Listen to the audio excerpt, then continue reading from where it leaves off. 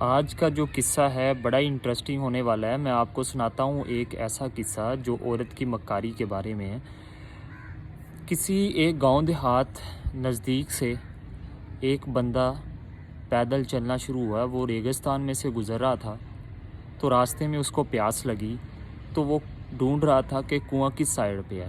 جب وہ اس کنویں کے پاس اس نے دیکھا کہ ایک کنواں ہے جس پہ ایک عورت جو ہے پانی بھر رہی ہے، جبکہ پچھلے جو ٹائم تھا، جو پرانے زمانے میں لوگ جو تھے وہ کنویں سے پانی لے کے آتے تھے۔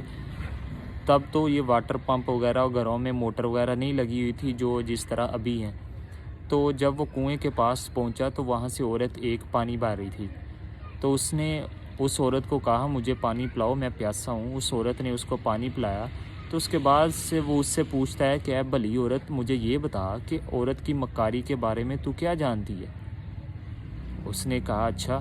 تو اس نے زور زور سے چیخنا شروع کر دیا۔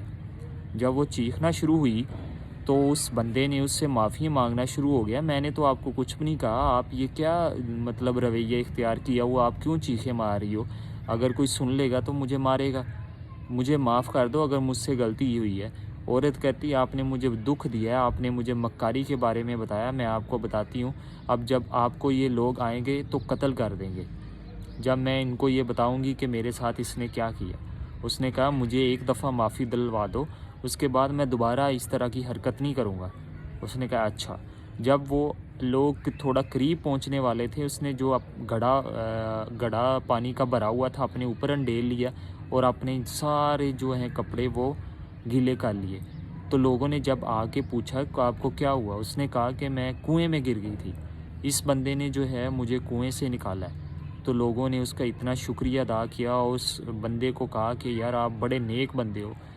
دیکھو جو عورت ہے اس نے جاتے ہوئے اپنی ٹوٹل گیم چینج کر دی، اور جاتے اس نے شخص نے کہا کہ عورت کی مکاری کے بارے میں آپ کچھ نہ کرنا، اگر اس سے پیار سے ساتھ رہو گے وہ آپ کے ساتھ پیار سے چلے گی، اگر وہ آپ اس کے ساتھ تھوڑا ٹیڑھا پن کرے گا تو وہ آپ کو جہنم میں اور آپ کی دنیا کو جہنم بنا دے گی۔